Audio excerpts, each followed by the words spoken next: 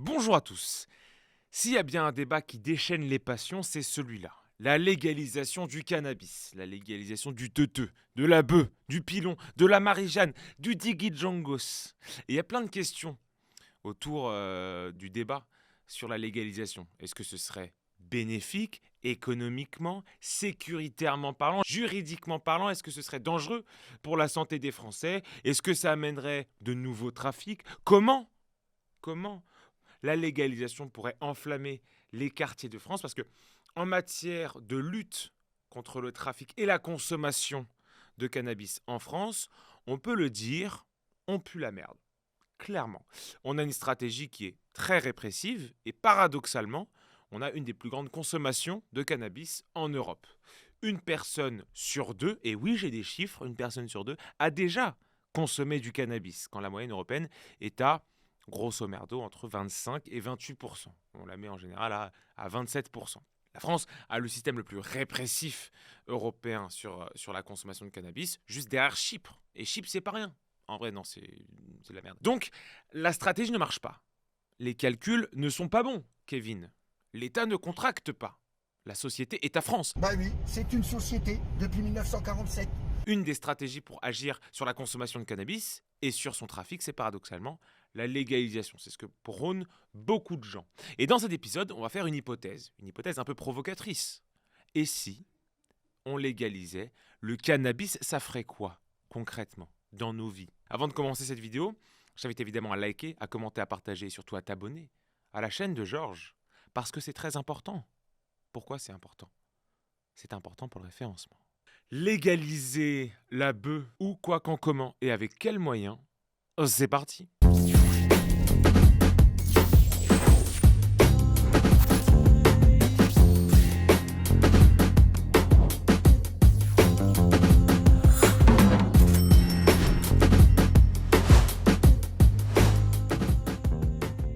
Bon, si vous avez cliqué sur cette vidéo, c'est que le sujet de la bœuf, dont le pétard est calé entre vos dents, bah ouais.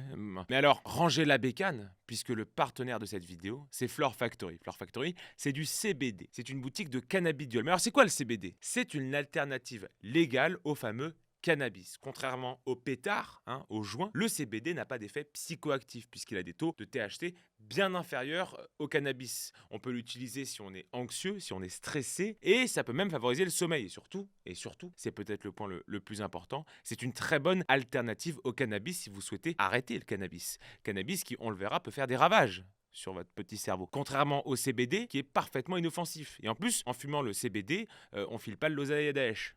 Pas rien. Et alors, le marché du CBD, il est exponentiel et c'est parfois un peu dur de s'y retrouver. Mais ça, c'était avant Flore Factory. Eux, ils se sont dit, ok, on va répertorier les marques les plus fiables et de qualité sur un site en France. Et c'est comme ça que c'est né, Flore Factory. Vous pouvez y retrouver des gammes très abordables comme les Panda One à moins d'1 € le gramme ou comme la gamme Finest Selection. Sur le site, on va avoir plein de produits dérivés, des huiles, des cosmétiques, des friandises et même des accessoires pour moi, pour les vapoteurs. Sur 10 produits testés, Flore Factory n'en garde qu'un seul, donc autant te dire que la qualité est au rendez-vous, pas comme une meuf qui m'a posé un lapin l'autre jour, je le sais. Avec le code Georges15, tu bénéficies de 15% sur ton panier, valable sur tous les articles hors promotion et articles en déstockage. Si ton panier est supérieur à 80 €, les frais de livraison sont carrément gratuits. N'hésite pas à cliquer dans le lien en description et nous on se retrouve pour la suite de la vidéo.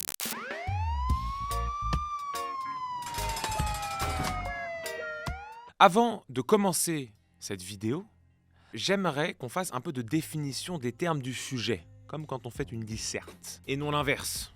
Parce que, qu'est-ce qu'on entend derrière légalisation, derrière dépénalisation, THC, marijuana, Georges est un dieu vivant du sexe? Voilà, ces termes-là correspondent à une réalité qu'on a du mal à définir.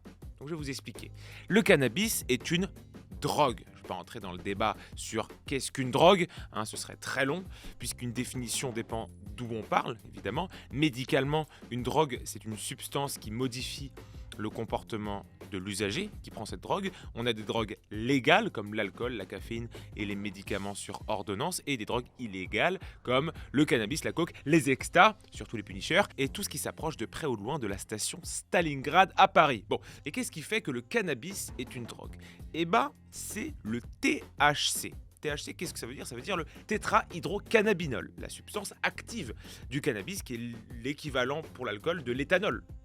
Maintenant, juridiquement, il faut distinguer deux choses, la dépénalisation et la légalisation.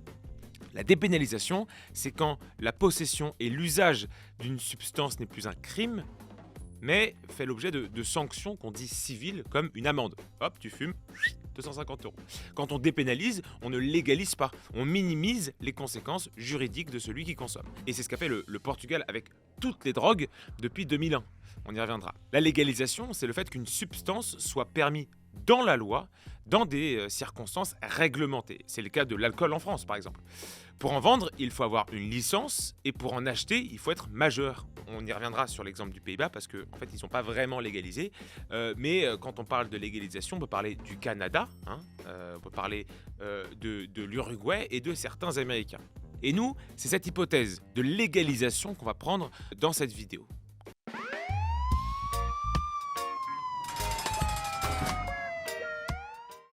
Qu'est-ce qui se passerait concrètement si la France passait le cap de la légalisation? Parce qu'il y a beaucoup de mythes autour de cette légalisation. Et avant de voir les conséquences directes d'une légalisation sur la société et surtout sur la violence qu'engendre ce trafic, on va se poser la question, est-ce que le cannabis, c'est bon, fondamentalement? Je précise que là, je parle du cannabis sous toutes ses formes, donc du cannabis à fumer, à mâcher, dans une tisane ou que sais-je encore. Je précise aussi que moi, personnellement, je ne fume pas parce que c'est illégal, même si ça joue beaucoup, mais parce que sinon je fais des crises d'angoisse à la merde. Parce que le cannabis, depuis très longtemps, est utilisé comme analgésique, donc pour soulager les douleurs. Le cannabis permet d'éviter des traitements qui sont beaucoup plus lourds, comme des opioïdes ou des antidépresseurs. J'en avais parlé dans ma vidéo sur les opioïdes aux États-Unis.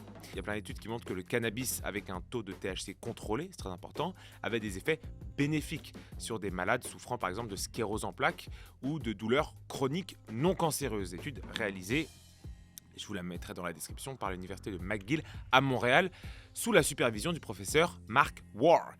A l'inverse, comme toutes les drogues, le cannabis peut être dangereux si on l'utilise pas bien.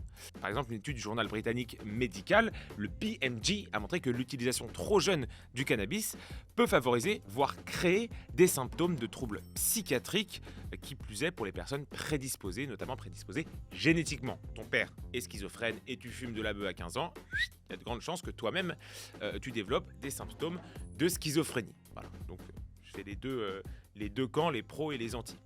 Mais on va pas s'attarder sur l'aspect sanitaire puisque cette vidéo n'est pas là pour dire si c'est bien ou c'est mal, mais qu'est-ce qui se passerait si on la légalisait. Et on reste dans l'aspect sanitaire parce que dans le cadre d'une légalisation, cette drogue serait évidemment mieux contrôlée. On peut espérer que personne, en tout cas on peut souhaiter que personne ne prenne du cannabis, tout comme il serait idéal de vivre dans un monde où personne n'a besoin de prendre des antidépresseurs ou des anxiolytiques, mais quitte à ce que ces produits existent, autant que ce soit contrôlé par l'État. Parce que, on l'a vu, l'interdiction et la répression ne marchent pas, les gens consomment du cannabis, qu'il soit illégal ou légal. Et le cannabis qu'ils consomment, il n'est pas régi par un espèce de Grenelle de la santé. C'est plutôt le gredin de la prison de la santé qui va faire son petit chimiste. Par exemple, dans le cannabis vendu au marché noir aujourd'hui, les dealers mettent globalement tout et n'importe quoi. Et ça va avoir un impact direct sur l'augmentation du THC contenu dans le joint. Je rappelle que THC, c'est la substance active qui génère les troubles.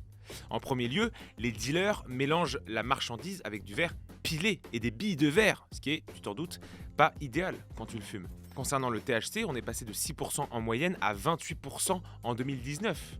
Je vous le disais tout à l'heure, mais c'est justement ce taux qui peut être à l'origine de complications psychiatriques. Et c'est une dynamique. Aux États-Unis, on passe de moins de 5% de THC à 17,1%. En Angleterre, de 6% à 14%, et inversement. Non content d'avoir une traçabilité du produit, on a aussi des taux de THC bien moins élevés dans les pays où le cannabis est légal. Au Canada, où ça a été légalisé en 2018, les taux de THC moyens sont restés stables entre 2015 et 2018, en passant de 12,7% à 13%. Dans une hypothèse de légalisation, le produit serait contrôlé, tout comme la vente, hein, et c'est très important. La légalisation, c'est pas la vente open bar, contrairement à ce qu'on pourrait croire. On pourrait avoir ce qu'on a avec l'alcool ou les médicaments, à savoir la création d'une licence et d'une réglementation pour la vente de cannabis. Une licence délivrée par l'État, hein, c'est la fameuse licence pour les débits de boissons concernant l'alcool, et une réglementation, donc pas de vente aux mineurs, et pas de vente après une certaine heure. Et dans le cas des médicaments, vu que ce serait un médicament, pas de vente sans ordonnance. Typiquement, c'est ce qu'on a eu avec, je ne sais pas si vous connaissez, l'absinthe. Hein, l'absinthe qui est considéré comme un alcool trop dangereux et donc interdit comme peuvent l'être certains taux de THC trop élevés.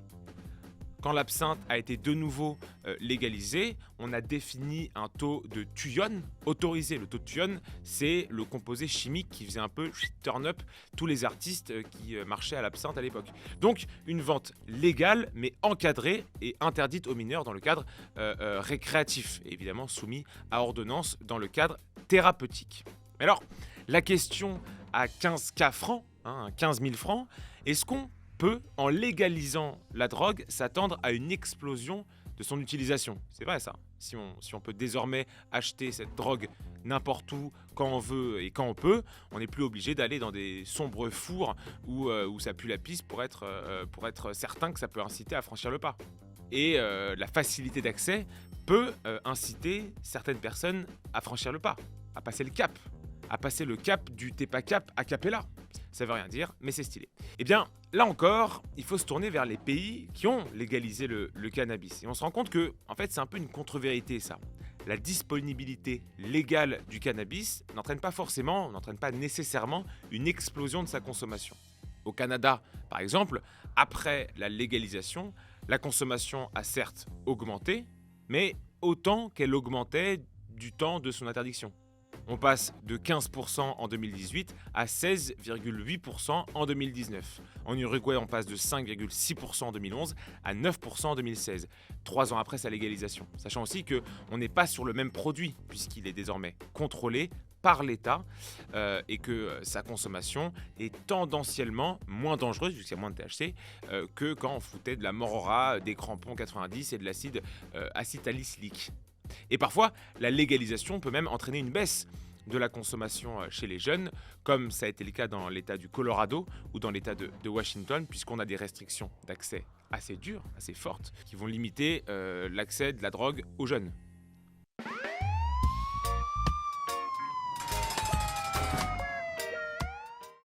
Et c'est dans cette partie qu'on va s'amuser un peu. En cas de légalisation du cannabis, à quoi on peut s'attendre concrètement au niveau politique, juridique et sécuritaire?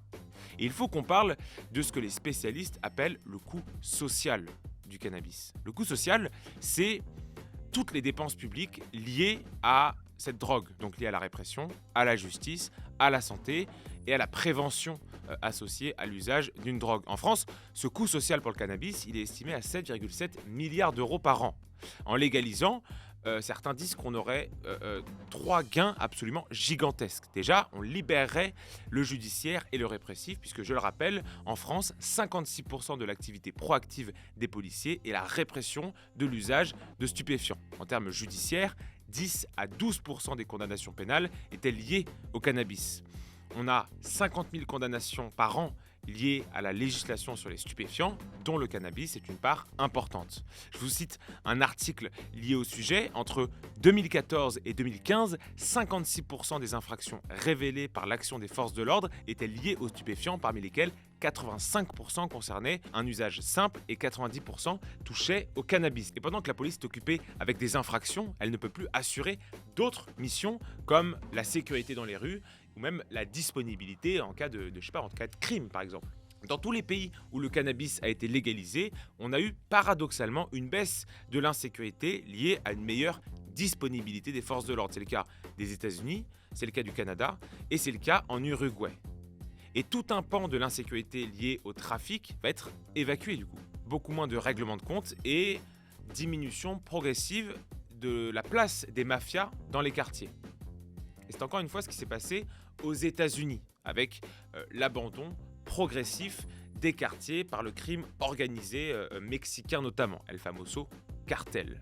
Et surtout, La légalisation, ça va assécher complètement le revenu des dealers et de certains quartiers. Alors, je rappelle que le seul cannabis est un trafic qui génère 3 milliards d'euros de chiffre d'affaires en France, avec des pics de flux monétaires. J'en parlais dans une vidéo précédente, notamment à Marseille et dans les banlieues de certaines grandes villes, qui ressemblent énormément à une grande entreprise. Alors évidemment, ce trafic ne disparaît pas du jour au lendemain avec la légalisation, mais il est progressivement grand remplacé lui aussi par la vente légale et encadrée. On va prendre l'exemple du Canada, par exemple. Au Canada, en 2022, je rappelle que la légalisation a eu lieu en 2018, en 2022, 61% des consommateurs de cannabis se sont approvisionnés de manière légale.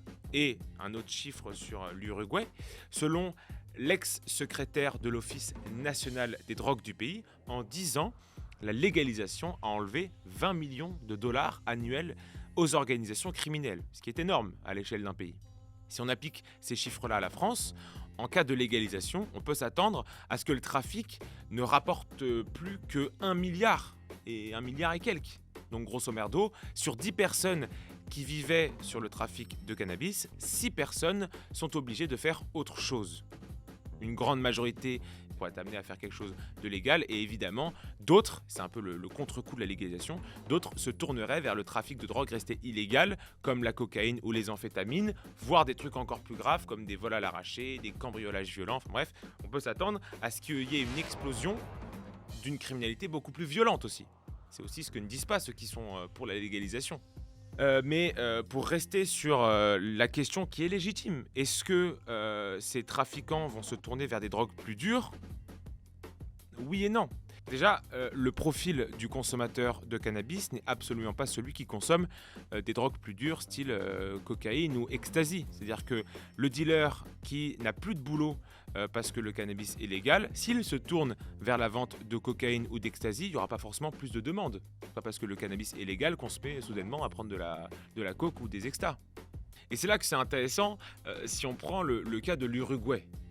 Le cas de l'Uruguay, effectivement, au moment où le cannabis a été légalisé, on a eu une augmentation sensible du trafic de cocaïne. Mais instantanément, c'est important, instantanément, on a eu une augmentation de la répression effective.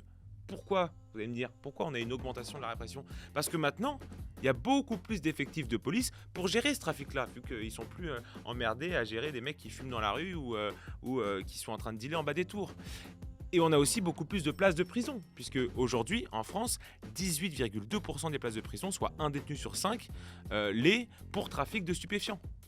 Alors c'est un beau portrait, ce que je vous dis là. Oui, mais on peut aussi nuancer. On peut nuancer avec un pays, vous l'attendez tous, ce sont les Pays-Bas.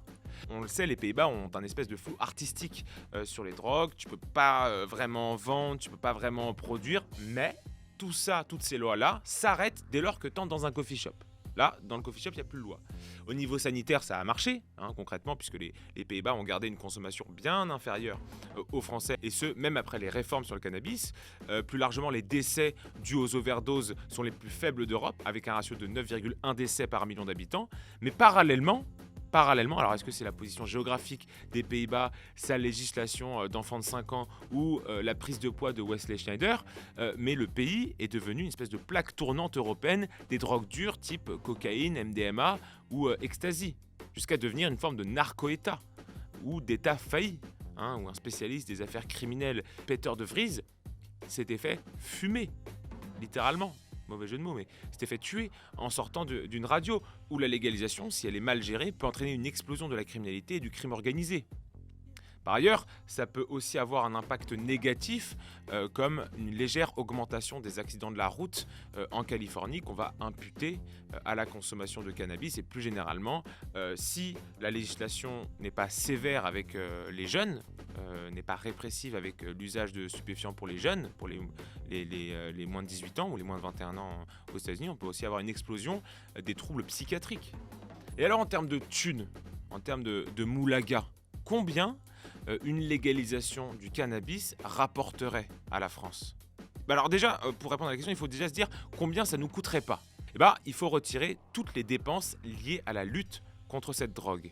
Et ces dépenses sont en constante augmentation depuis 2010 et ont même doublé en 2018. Et c'est surtout en termes de gains que ça se fait sentir. On va reprendre notre chiffre de 61% d'approvisionnement légal. Et ce 61%, ça fait un petit budget de 1,8 milliard d'euros de recettes fiscales cumulées.